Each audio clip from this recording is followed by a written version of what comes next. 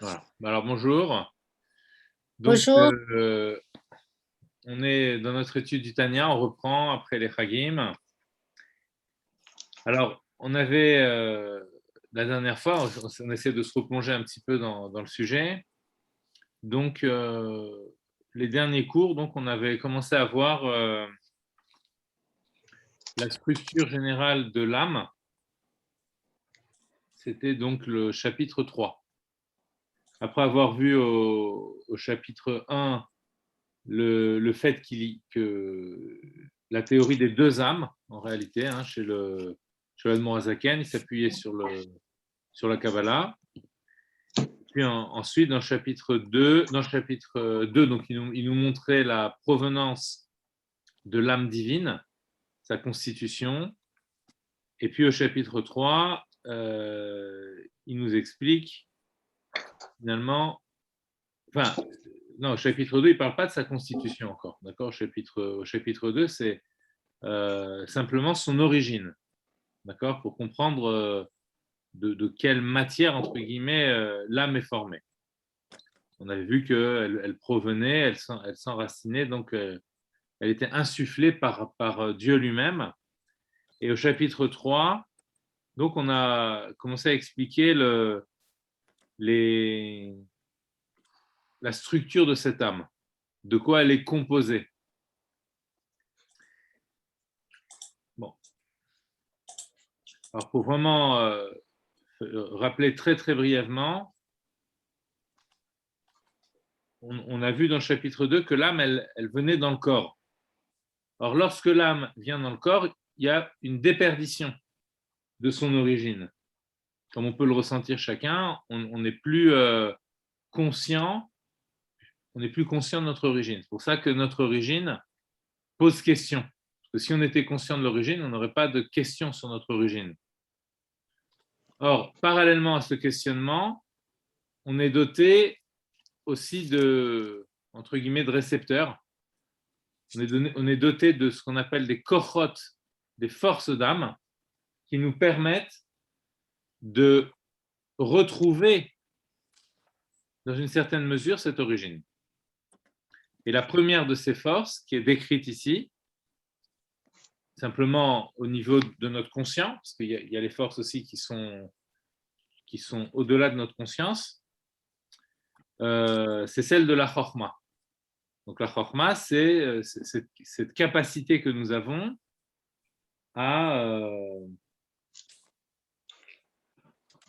comment dirais-je, la chorma est décrite comme un éclair, mais cet éclair, d'où vient-il? Vous voyez, comme par exemple quand on a un flash dans notre esprit, donc c'est un moment de chorma, d'accord? Mais ce flash-là, d'où vient-il?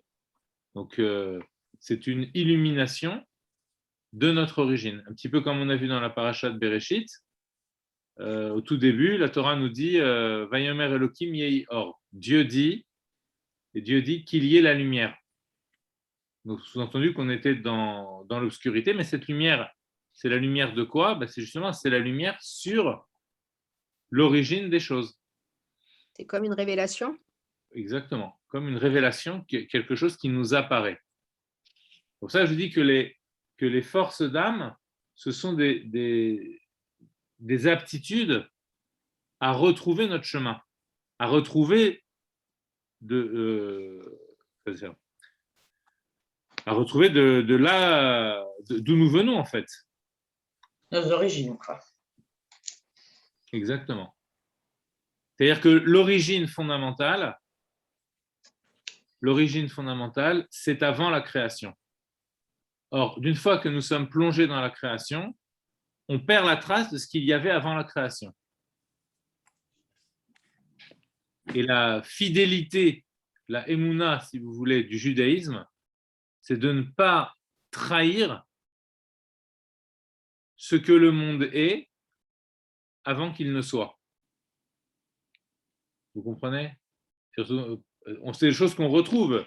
Par exemple, quand on dit à quelqu'un, mais rappelle-toi comment tu étais avant, etc. Ça veut dire que cette idée de ne pas vouloir trahir l'état d'avant, c'est quelque chose qu'on retrouve dans toute l'humanité, puisqu'on voit même qu'il y a chez certaines tribus, Et la seule croyance qu'ils ont, c'est la croyance en leurs ancêtres. Bah, d'où ça leur vient? Vous voyez, cette notion de croire, ils ne croient pas en Dieu, ils ne croient en rien, mais ils croient en leurs ancêtres. Parce que c'est ancré dans le patrimoine de l'humanité, si vous voulez, cette idée qu'il y a quelque chose avant. Alors, il y en a qui essayent de retrouver leur avant simplement d'un point de vue ancestral. Mais l'avant dont nous parlons, c'est un avant bien, bien avant cela. Ce n'est même pas un avant temporel, si vous voulez. Cet avant-là, il est là encore maintenant.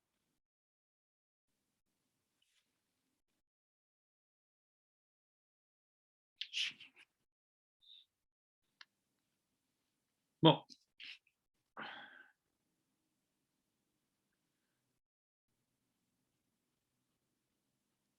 C'est tout le problème de l'oubli. Vous voyez ce que je veux dire?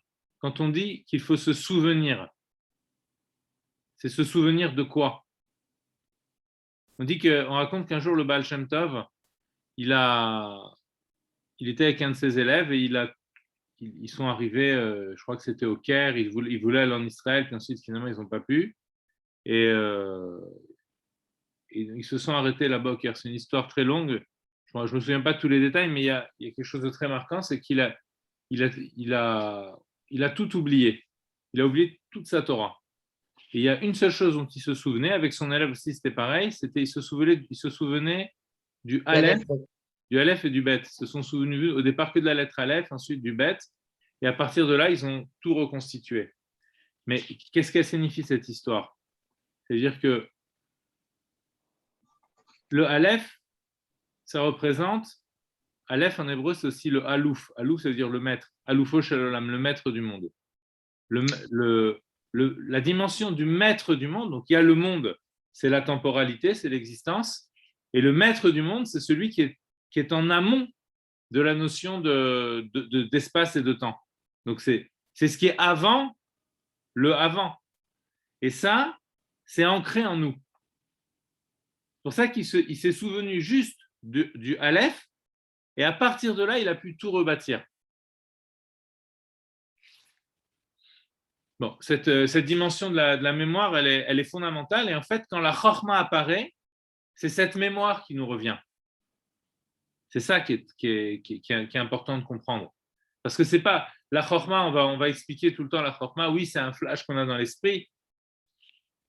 Mais ce flash-là, il nous dit quoi, en fait? Parce qu'on peut avoir un flash quand on comprend, je sais pas, le mécanisme de la sonde là, qui va sur Mars. Vous voyez, tous ceux qui ont travaillé sur cet appareil, ils ont eu des flashs, ils en ont eu des centaines pour essayer de comprendre comment ils pouvaient envoyer un appareil sur une autre planète. Donc des flashs, ils en ont eu énormément. Est-ce que ce sont des flashs comme ceux-là dont on parle? On peut avoir un flash, qu'est-ce que je dois faire aujourd'hui? Ah, j'ai une idée, il faut d'abord que je commence par ça, ensuite je ferai ceci, après je ferai cela. Ce sont aussi des flashs. Mais le flash dont on parle, nous, c'est le flash du rapport au divin. D'une fois qu'on a celui-là, alors après, on peut avoir des flashs aussi dans notre vie de tous les jours et les mettre en connexion aussi avec le divin. Ça s'appelle Bechol Derachecha Daeu. Dans tous tes chemins, connais-le. Donc on peut connaître Dieu aussi dans toutes les dimensions. Mais au départ, le flash, ça doit être comme une forme d'expérience du divin. Quelque chose en nous vit le divin au plus profond de notre inconscient, et tout à coup, ça m'apparaît de façon claire. Très souvent que de cette façon-là, d'ailleurs, que quand on fait tchouva, c'est souvent comme cela que ça apparaît, sans qu'on puisse mettre des mots sur cette idée-là. Mais les gens qui font tchouva, réellement, c'est parce qu'à un moment donné, quelque chose de leur lien avec cet infini, avec ce qui existait avant l'existence, leur apparaît de façon claire.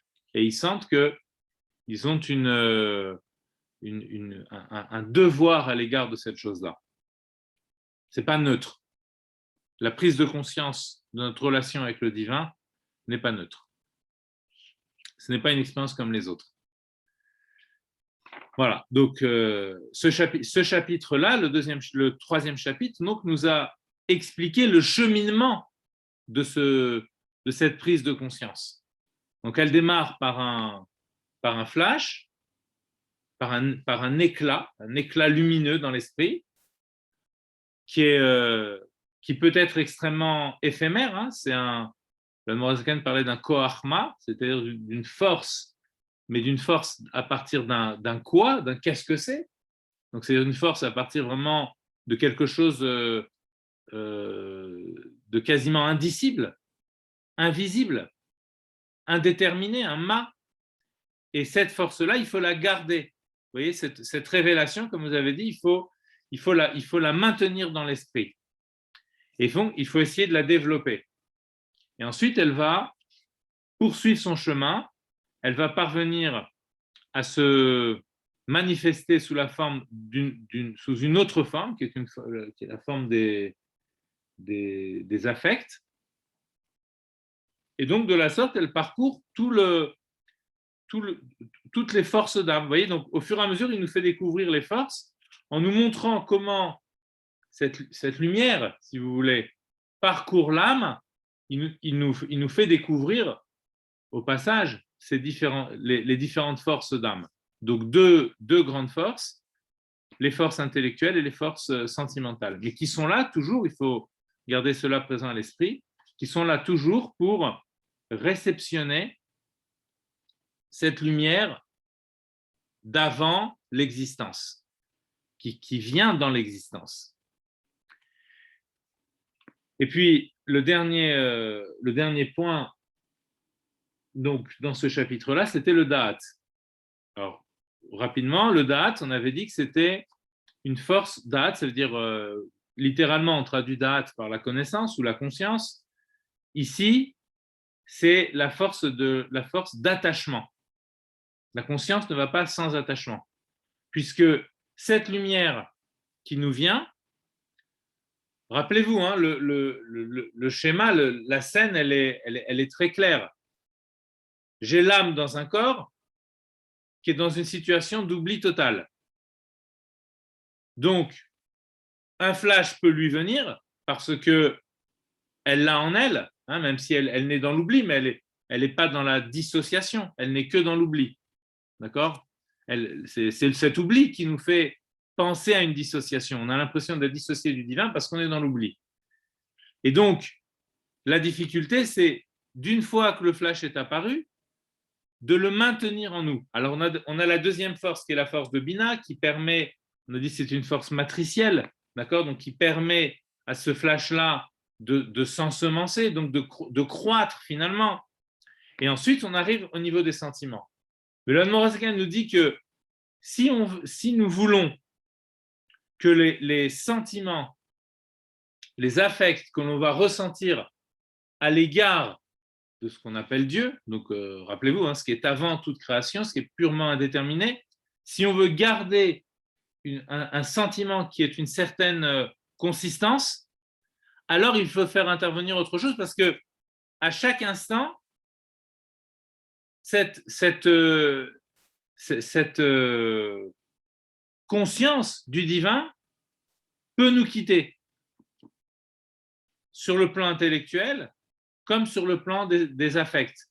Donc, pour ne pas que ça nous quitte, on est doté d'une autre aptitude d'âme, d'un autre, ce qu'on appelle koach nafshi, une autre force psychique. Et cette force-là, elle s'appelle le da'at. Et elle a pour capacité, enfin sa capacité, c'est de nous permettre de rester connectés. C'est pour ça qu'il nous dit que c'est une force d'attachement. Donc, avoir fait le processus de Chokhmah, puis de Bina, et ensuite des Midot, des sentiments, mais ne pas utiliser cette puissance d'attachement, ben en fait, c'est permettre à toutes à cette lumière, finalement, c'est lui permettre de repartir. Le da'at, c'est ce qui va nous permettre à nous de la conserver en nous. Ça vous revient un petit peu, toutes ces choses-là? On le dit d'une façon un petit peu différente de la dernière fois, pour justement essayer de prendre le maximum d'angle de vue, hein, pour attraper l'idée. Hein. Donc c'est infini comme étude. Donc à chaque fois qu'on revient sur un sujet, on va toujours le le saisir d'une façon un petit peu nouvelle. Et la force de ce da'at-là, ben, c'est qu'il est sous notre contrôle finalement, c'est-à-dire c'est nous qui décidons de l'utiliser. Et ça fait partie de la constitution du da'at, le fait que nous pouvons l'utiliser quand nous le voulons. Rappelez-vous la question qu'on avait posée sur le da'at, dans le texte de l'Admour HaZaken, ne se contentez pas de décrire le da'at comme il l'avait fait pour les autres facultés. Pour le da'at, il y avait quelque chose de nouveau, c'est qu'il nous donnait une injonction. Et on s'était posé la question, mais c'est l'injonction de l'utiliser. Et là, on s'est dit, mais comment l'injonction ne fait pas partie de la description. Si je décris quelque chose, je ne donne pas une injonction de le voir. Je suis simplement, ou une injonction de l'utiliser.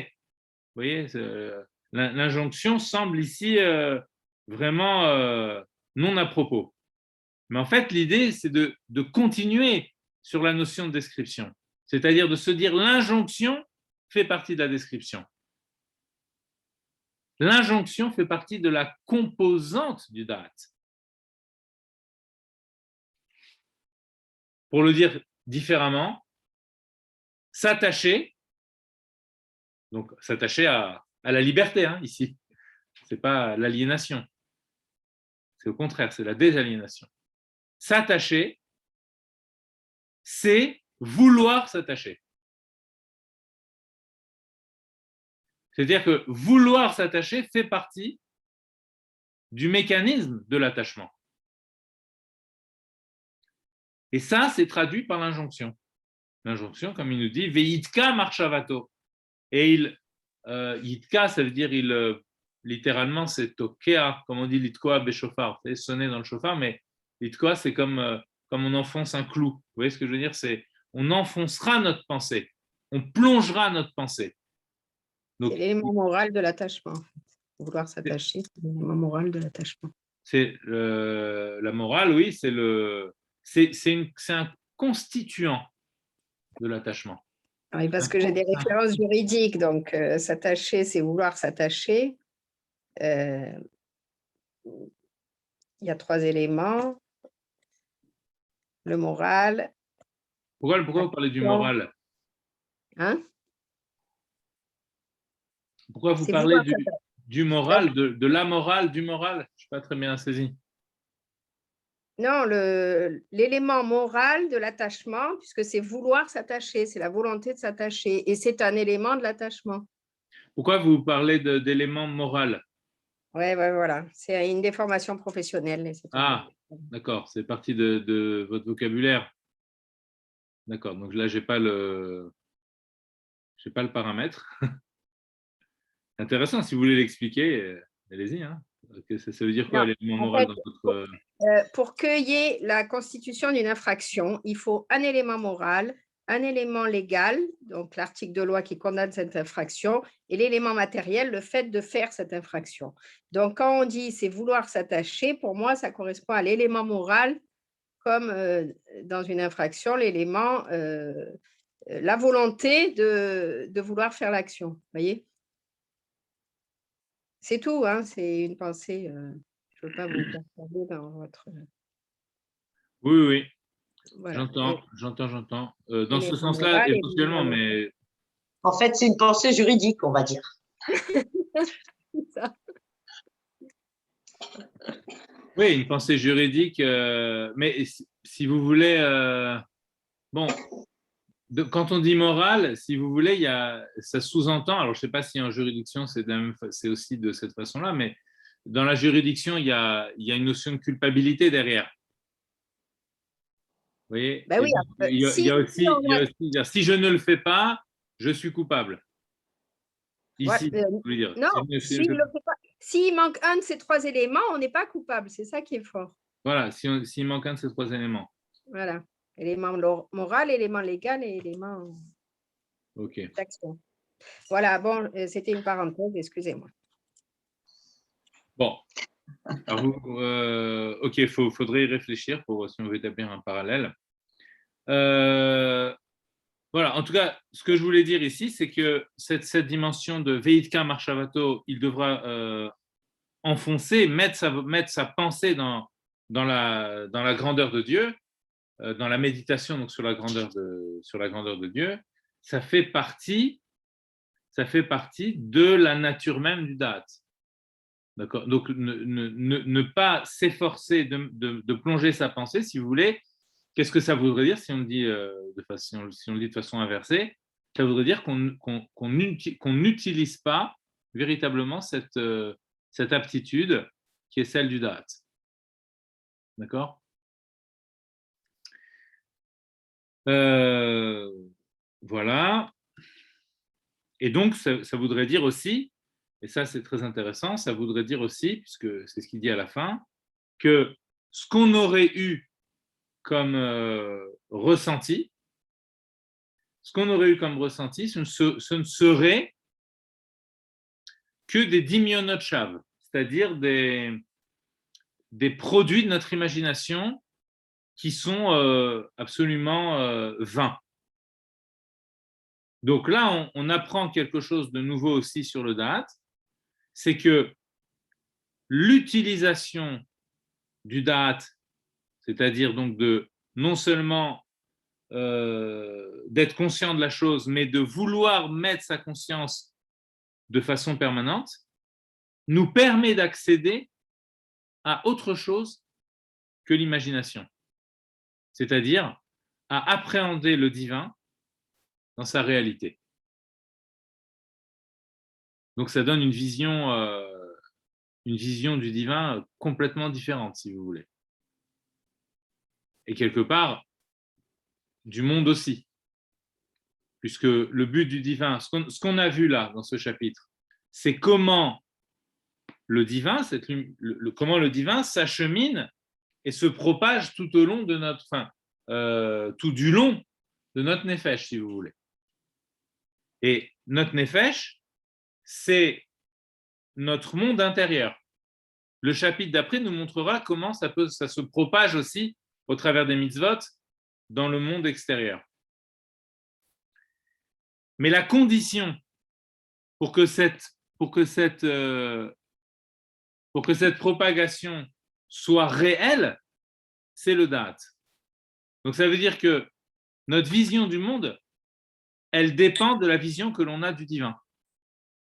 Si notre vision du divin, elle est quelque chose de réel, alors à ce moment-là, on va réellement voir dans nos sentiments qui constituent notre monde intérieur, on va le voir comme une réalité, d'accord? Ce ne sera pas quelque chose d'éphémère, ce sera vraiment notre réalité. Et le monde que l'on va voir autour de nous, eh bien, il va s'articuler aussi, on va le voir s'articuler par la dimension du divin qui nous aura animés, puisqu'on le propage aussi à l'extérieur de nous. C'est tout le but des mitzvot. Hein. Si vous vous souvenez du dernier cours qu'on avait fait sur la fête de Sukkot, non, justement, je pense qu'on n'en était pas arrivé jusque-là. Je n'ai pas eu le temps de tout faire parce que je voulais vous parler après, si vous vous souvenez, du lulav. Et on n'avait pas eu le temps de parler du lulav. On s'est arrêté à la souka. Vous vous rappelez ou pas? On avait parlé c'est un peu le même cheminement. On a vu qu'il y a le cours de Kippour. Oui, on avait parlé de ce renouveau à Rosh Hashanah qu'on saisissait, si vous voulez, par la Tkiat Shofar, et qu'ensuite on installait au niveau de Kippour et qui s'installait véritablement dans la Souka. D'accord? Et en fait, le lulav, c'est attraper des éléments de la matière, hein, les 4 espèces, dans lesquelles cette unité du divin est patente. Et ensuite, on les propage autour de nous. D'accord? En les attrapant, on les serre entre eux. Et d'une fois qu'on a vraiment l'unité qui est là, il faudrait expliquer comment l'unité se retrouve dans chacun des éléments. Ça prendrait un cours entier. Bon, on ne l'a pas fait cette année. Peut-être Blineder, Bezrat Hashem, l'année prochaine, on verra.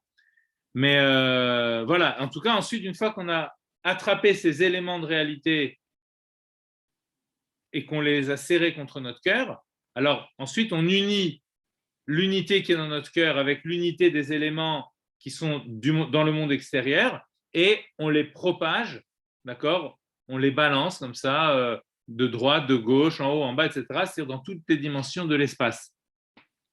Donc ça veut dire que, pourquoi on fait ça à la fête de Sukkot? Pour montrer que ce qu'on a amené depuis Rosh Hashanah, cette unité dont on parle ici, qui arrive au moment du point de Chokhmah, si vous voulez, cette unité-là, eh bien, on a envie qu'elle se répande dans toute la réalité. Et donc, on commence à le faire de façon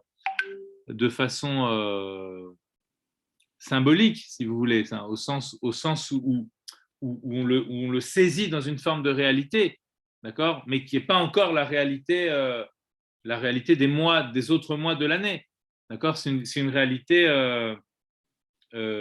concise, ok. Mais on a on a donné le coup d'envoi, si vous voulez, avec la fête de Sukkot, pour que ça puisse se propager dans notre réalité quotidienne durant le reste de l'année. Et d'ailleurs, dans la Kabbalah, le remuement là, du loulav, il correspond à cette séphira dont on vient de parler, qui est celle du Da'at. Donc c'est entièrement lié avec la notion de Da'at. Okay. Et toute la fête de Sukkot est liée avec la notion de Da'at, puisque la fête de Sukkot, c'est les man Da'at, c'est à chaque fois pour qu'il y ait comme dit le verset, quoi, afin que les enfants d'Israël sachent que je les ai installés dans des Sukkot, etc. La notion de Da'at, la notion de connaissance, elle est permanente dans la fête de Sukkot. Ok. Donc voilà, ce Da'at-là, on le trouve ici chez le Admor HaZaken, et il nous permet d'accéder au divin comme étant la réalité. D'accord? Alors, ça ne veut pas dire que le monde, on ne le voit plus comme une réalité, mais ça veut dire qu'on voit dans la réalité du monde la réalité du divin. Et donc, on cesse de voir une coupure entre ce qu'on appelle le chol et le kodesh, le profane et la sainteté. Ce qui est chol, ça vient du mot chol, c'est comme un trou en fait. C'est un halal, c'est un espace. Donc c'est un espace qui semble vide de divin, mais s'il est espace, ça veut dire qu'il est aussi conteneur. D'accord? Potentiellement en tout cas. Donc l'idée c'est d'amener du kodesh, donc d'amener de cette perception du divin dans la réalité du monde. Ok? C'est pour ça d'ailleurs que quand on fait la Havdalah, vous savez, dans la Hamida du samedi soir, Motzei Shabbat, il y a un petit passage de Havdalah. D'accord? On dit Atach Onantanu. Et ce passage-là, on le fait dans la bracha du Da'at, justement. On dit tu nous as donné de la conscience. Et c'est à ce moment-là précisément que l'on fait que l'on évoque la séparation entre le chol et le kodesh. Mais pourquoi on l'évoque à ce moment-là? Parce que justement, c'est au niveau du da'at qu'on voit la différence. Et si on voit la différence entre les deux, c'est pour que la dimension du chol puisse recevoir une dimension du kodesh aussi. C'est pour ça qu'on fait la Havdalah avec les Bessamim, etc., pour rappeler par l'odeur, pour qu'on se rappelle de l'odeur du Shabbat, si vous voulez. D'accord?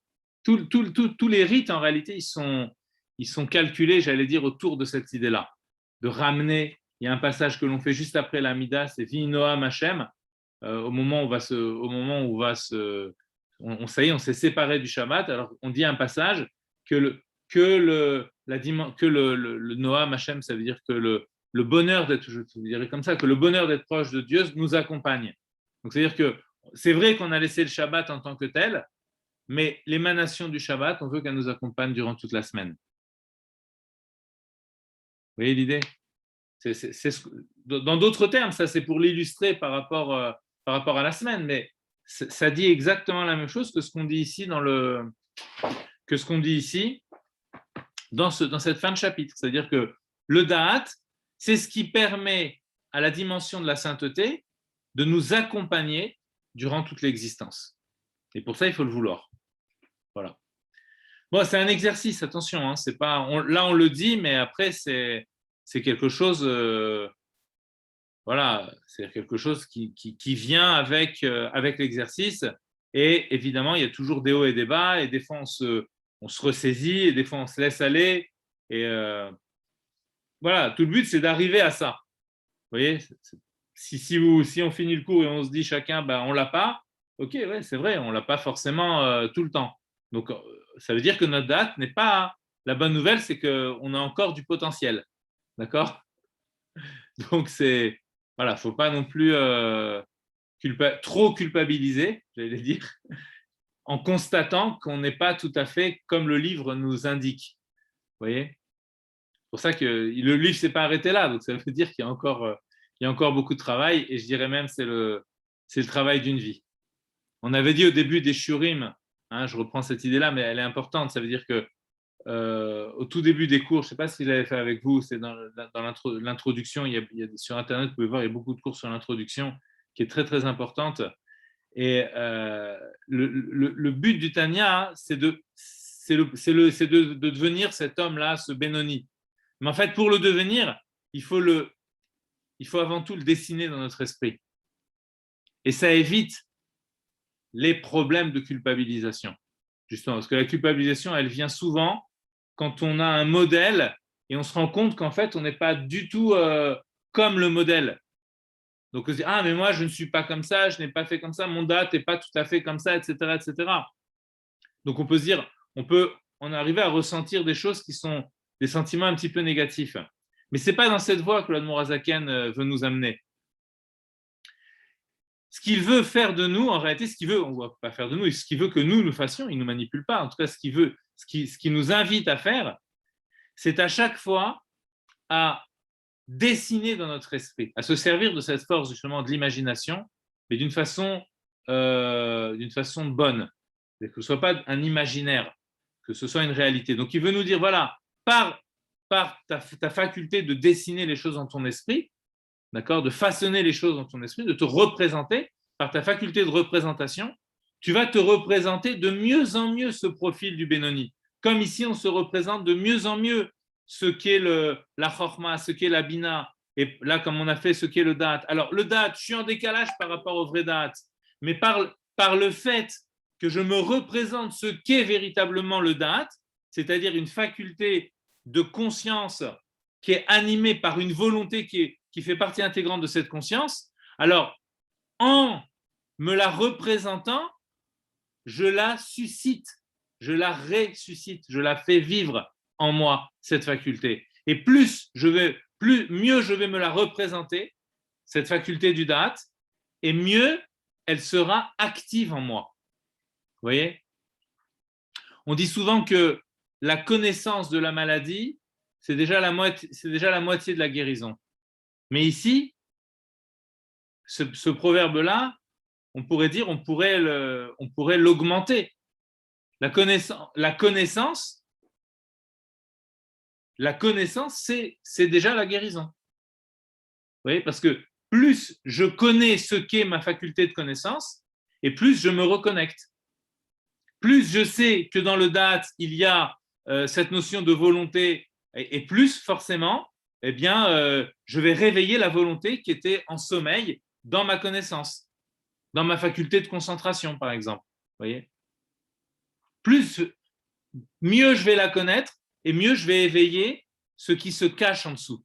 Donc, en connaissant, eh bien, la guérison de mon nefesh s'opère. Simplement en travaillant sur la connaissance du nefesh. On tient quelque chose au niveau thérapeutique, là, hein, pour les coachs.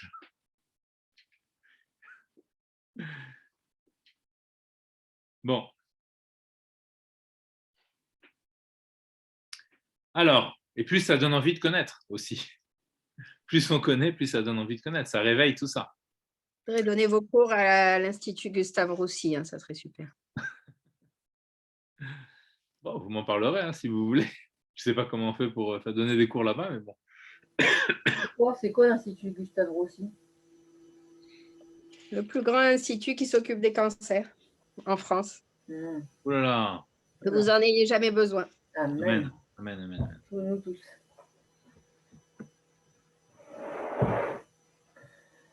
On est dans une génération avec, je dirais, avec l'influence de l'Orient, où on dévalorise énormément la notion de volonté. Pourquoi? Parce que on veut laisser, dans ces pensées-là, si vous voulez, on va parler du flux de la vie, si vous voulez. Et donc, on va dire, il faut laisser la vie s'écouler en nous. Mais si la volonté existe, c'est qu'elle a un rôle très important aussi. On ne peut pas dire que Dieu a créé quelque chose pour rien. Alors, comme ils ont, enfin, je sais pas, j'imagine qu'ils ont trouvé que la volonté était une forme de fardeau, alors ils ont décidé de l'occulter et donc de laisser aller ce courant vital. Mais pour nous, la volonté, ce n'est pas un fardeau. Pour nous, la volonté, c'est l'aptitude à orienter les choses, à orienter ce flux de vie qui est en nous. Et donc, il ne faut surtout pas l'occulter. En Kabbalah, on explique que le Ratson, ici, il ne parle pas du Ratson directement. On sent qu'il est sous-entendu et ce n'est pas pour rien. Le Ratson, vous savez que les Mekoubalim, on le voit un petit peu aussi déjà même chez les Chachamim dans la Gemara, il y a souvent des jeux de mots. C'est-à-dire que ce serait vraiment une réflexion sur le langage. Mais les mots, en psychanalyse, ça existe aussi d'ailleurs, hein. C'est-à-dire que les mots ne sont pas évocateurs que de ce qu'ils disent directement. Ils peuvent être évocateurs aussi d'autres choses. Et c'est pour ça qu'on a dans la Kabbalah l'orthographe des mots et ensuite la permutation des lettres à l'intérieur des mots. Et ces permutations de lettres, elles nous permettent de découvrir des sens cachés à l'intérieur des mots. Alors par exemple, le mot volonté en hébreu, il se dit ratson. Donc ratson, ça s'écrit resh, tzadik, vav, nun. Ok? Et si j'inverse les lettres du mot ratson, je les mets dans un autre ordre, c'est pas l'ordre inverse de façon symétrique. Si je les mets dans un autre ordre, j'obtiens le mot tsinor. Une des combinaisons des lettres, c'est le mot tsinor. Et tsinor, pourquoi il est intéressant? Parce que tsinor en hébreu, ça veut dire un canal, un tuyau. Quel rapport y a-t-il entre la volonté et un tuyau? Ben justement, c'est que la volonté, c'est un canal. C'est le canal par lequel passe l'énergie divine. Un tuyau. C'est toute l'idée de la concentration. Vous voyez? Donc cette volonté, elle me permet, quand je veux réfléchir, par exemple, quand je veux penser, quand on rentre dans les détails dans la Kabbalah, quand je veux comprendre quelque chose, donc c'est au niveau de la volonté. Ben, dans cette volonté de vouloir comprendre, il y a déjà les éléments de la compréhension qui vont ensuite s'acheminer. C'est comme un tuyau. Simplement, le tuyau, c'est une canalisation. Le système de canalisation, si vous voulez, il est extrêmement riche, puisqu'on peut amener cette énergie-là, avec tout ce système de volonté, on peut l'amener partout. Par exemple, quand vous parlez un petit peu, donc là, vous parlez des gens qui sont extrêmement malades, mais quand vous avez des gens qui font des dépressions, alors, j'ai entendu récemment quelqu'un qui disait, mais quand quelqu'un a une dépression, il n'a plus de volonté. Alors, est-ce vrai? Est-ce qu'il existe quelqu'un sur Terre qui n'a plus de volonté? Pour rappel, quand même, là je fais un petit peu de la polémique avec un truc que j'ai entendu récemment, mais pour rappel, les nazis ont essayé de retirer la volonté des Juifs, ils n'ont pas réussi. On ne peut pas retirer la volonté d'une personne. Donc, quelqu'un qui fait une dépression, de dire qu'il n'a strictement aucune volonté, enfin, je ne suis pas un spécialiste, mais je pense que, intuitivement, j'ai l'impression que c'est complètement faux. De dire que c'est quelqu'un qui a pas une volonté débordante, c'est une chose. Mais de dire que la personne n'a plus du tout de volonté, ça me paraît extrêmement bizarre. Oui, mais regarde, cette personne n'a plus du tout de volonté, puisqu'elle reste au lit toute la journée, elle ne fait plus rien. Ben, je dirais oui, mais elle a au moins la volonté de rester au lit et de rester vivante, puisque la personne elle est encore là. Donc il y a quand même une volonté. Et ce qui pourrait être exploitable, justement, c'est que la volonté, c'est une force très particulière. Je pense qu'on expliquera cette différence. Il y a deux catégories de forces dans les forces d'âme. Il y a ce qu'on appelle les catégories qu'on appelle dans la chaîne de la Chassidut et de la Kabbalah, dans le langage de la Kabbalah, on appelle ça les kochot makifim, les forces qui sont makif, qui enveloppent, qu'on pourrait traduire comme les forces transcendantes, en définissant bien ce que signifie transcendant, et les forces qui sont pénétrantes, qui sont immanentes, comme les forces qu'on voit ici à partir de Chochma, etc. Chochma, Bina, qui sont des forces pénétrantes. Mais la volonté, c'est une force qui enveloppe. C'est-à-dire qu'elle n'est pas localisée en un lieu. La Chochma, on peut la localiser dans le cerveau, la Bina aussi dans le cerveau. Les sentiments, le siège d'émotion, c'est le cœur. La vision, c'est dans les yeux. L'ouïe, c'est dans les oreilles. Mais il y a des forces qui sont englobantes, qui sont enveloppantes. Ben, ces forces-là, à partir du moment où on commence à en toucher ne serait-ce qu'une toute petite, entre guillemets, quantité, eh bien, on attrape déjà la totalité. Donc, quelqu'un qui prétend ne pas avoir de volonté, ou le corps qui est autour de lui, les gens qui sont autour de lui et qui disent « Ah, le pauvre, il n'a plus de volonté », ben, peut-être qu'il faudrait changer d'axe et faire prendre conscience à cette personne-là qu'il lui reste encore un petit quelque chose de volonté, une toute petite volonté, et que grâce à cela, il peut toucher à une volonté beaucoup plus générale. Alors, par exemple, en lui faisant faire des choses simplement extrêmement simples. Vous voyez, commencer déjà à se lever le matin, faire son lit, des choses comme ça, tout simple. Et au fur et à mesure, la puissance transcendante de la volonté va se manifester en lui.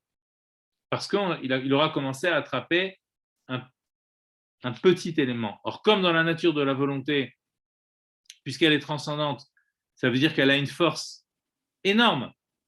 Elle est partout. Donc, à partir du moment où on en a attrapé un bout, ben, sans s'en rendre compte, on a attrapé la totalité. Donc, c'est aussi des propositions. Ça veut dire, c'est une voie qu'il faudrait aussi explorer. Oui, plutôt que de dire non, la personne n'a plus du tout de volonté. Enfin, c'est ce que j'ai entendu, moi, personnellement, ça m'a hérissé le poil, on va dire. Je me dis, c'est pas possible de dire une chose pareille. De dire qu'un être humain n'a plus du tout de volonté. Ouais, c'est ce qu'ils ont dit aussi pour l'assassin de Sarah Halimi. Ouais, vous vous rendez compte, après, on peut même trouver des substances qui annihilent la volonté. Je sais, je pense pas. Je pense pas que ce soit vraiment possible, quoi. C'est incroyable. Bon, vous voulez qu'on commence un petit peu le 4e chapitre ou okay, Madame Cohen. Madame Cohen, vous êtes là, vous devez partir ou vous restez encore quelques minutes? Bon, si vous voulez, on peut commencer le début du 4e chapitre pour se mettre en piste et la prochaine fois, on le développera Bezrat Hashem. Alors, le 4e chapitre, il va nous parler de la relation avec l'extérieur. D'accord? C'est-à-dire, jusqu'à présent, on était dans notre intériorité, on a vu cette lumière se propager en nous, on a compris comment il fallait faire pour qu'elle se maintienne de façon pérenne et qu'elle s'amplifie dans nos sentiments, etc., et qu'on arrive à une sensation de réalité du divin. Le 4e chapitre, ça va être le monde, l'humain, l'homme, si vous voulez, en tout cas, l'homme, ce n'est pas qu'un être qui vit dans une intériorité. C'est aussi un être qui est en contact avec le monde extérieur. Et donc, si on ne donne pas la capacité à cette lumière qui est venue en nous de s'extérioriser, mais il va manquer quelque chose. Il va manquer la composante de la réalité tangible. D'accord? Alors, par quoi on exprime ce divin qui est en nous, d'accord, cette reconnexion avec le divin qui est en nous? Eh bien, on l'exprime par des actes particuliers. ces actes particuliers vont être les actes d'expression du divin. C'est ce qu'on appelle les mitzvot. Alors, pour pouvoir exprimer le divin qui est en nous, eh bien, là aussi, nous sommes dotés de facultés particulières. Alors, on ne va plus les appeler des kochot nefesh, des forces d'âme. Les forces d'âme, c'est lié avec vraiment l'intériorité. Là, ils vont être appelés des levouchés à nefesh, des levouchim. Un levouch, c'est un vêtement. On va les appeler les vêtements de l'âme. Pourquoi? Parce que l'image du vêtement, c'est ce qui nous permet, le vêtement, c'est ce qui nous permet d'être en contact avec le monde extérieur. Il y a plusieurs sens à la notion d'image. Donc, c'est le contact avec le monde extérieur, déjà. Il y a la notion de protection, parce que ça protège aussi le corps des rayons du soleil, du froid, etc. Et puis, il y a aussi la réalité du vêtement en tant qu'il exprime ce que je ressens. D'accord? On s'habille souvent en fonction de notre personnalité. C'est encore plus flagrant chez les hommes, chez les femmes que chez les hommes, parce que surtout chez les religieux, les hommes ont souvent des habits assez standardisés, mais voilà, les femmes, elles ont cette capacité cette possibilité plus ouverte, en tout cas, de mettre des vêtements qui correspondent à ce qu'elles ressentent. C'est des éléments qu'on va retrouver aussi dans les vêtements de l'âme. Quels sont les vêtements de l'âme? Alors, il y en a 3. Donc le premier vêtement, c'est le vêtement qui est vraiment collé à l'âme, d'accord? Celui qui est l'expression intérieure de l'âme. Hein, c'est expression ek, c'est hors d'eux en grec. Hein, expression, c'est presser hors d'eux, c'est faire apparaître quelque chose hors d'eux. Mais quand on parle d'une expression intérieure, c'est comme si à l'intérieur de nous-mêmes, il y avait une forme de dédoublement. Et puis, il y a quelque chose qui nous apparaît dans la pensée. Donc, le premier, c'est la pensée. Alors, la pensée, à ne pas confondre avec les opinions. Hein. La pensée, c'est vraiment très technique ici. C'est les mots, les images qui nous apparaissent. C'est la pensée. Ce n'est pas les idées, si vous voulez. Hein. C'est pas le mot marshava dans la chassidoute, il ne doit pas être confondu avec la notion d'idée. En français, on peut confondre les idées avec la pensée. Mais ici, dans le vocabulaire technique de la chassidoute, la marshava, c'est très spécifique. Hein. Les idées, ça serait plutôt la chokhma, hein, dans tout ce qui est dans la sphère de l'intellect. Là, c'est le système de représentation, d'accord, dans notre esprit. Donc, le premier élément, c'est la marshava. Le deuxième élément, c'est le dibour, la parole. Et le troisième élément, le troisième vêtement, c'est le maasé, c'est-à-dire notre capacité à poser un acte dans le monde réel. D'accord? On a 3 vêtements qui sont de plus en plus externes. Donc, le premier, c'est la pensée. Le deuxième, la parole, qui est donc à cheval entre le monde extérieur et moi. Et le troisième, qui est ma capacité de mettre quelque chose à l'extérieur de moi de façon totale, où là, c'est déposé complètement hors de moi. D'accord? Voilà. Et ces 3 vêtements-là, on va étudier ça en détail, eh bien, ils nous permettent d'exprimer l'âme divine, puisqu'on parlait de l'âme divine. Donc, la dimension divine qui est en nous, c'est par la pensée, la parole et l'action. Donc, ces facultés, en tant qu'elles sont des facultés de l'âme divine, parce qu'on aura les mêmes avec l'âme animale, ok? Mais en tant qu'elles sont les facultés de l'âme divine, en tant qu'elles sont les vêtements de l'âme divine, eh bien, elles vont nous permettre d'accomplir les gestes divins que sont les mitzvot. D'accord? Et qui permettront à l'âme d'avoir une expression dans le monde réel. Voilà le programme du du 4e chapitre. Voilà, moi je pense qu'on va s'arrêter là pour cette séance. Donc, Bezrat Hashem, pour le prochain cours, on va mettre sur le groupe et certainement mercredi. Vous avez des questions, des remarques peut-être avant de… Un beau programme en perspective. Oui, Bezrat Hashem, ouais. Je ferai tout pour y être mercredi, les 2 mercredis qui suivent. Je ne m'assure pas. Je suis pas sûre à 100%. D'accord. Voilà, désolée. Là, j'ai d'autres impératifs et les 2 semaines qui arrivent, ça va être un peu compliqué pour moi. Mais pour la suite, ça ne vous pose pas de problème? Non, non.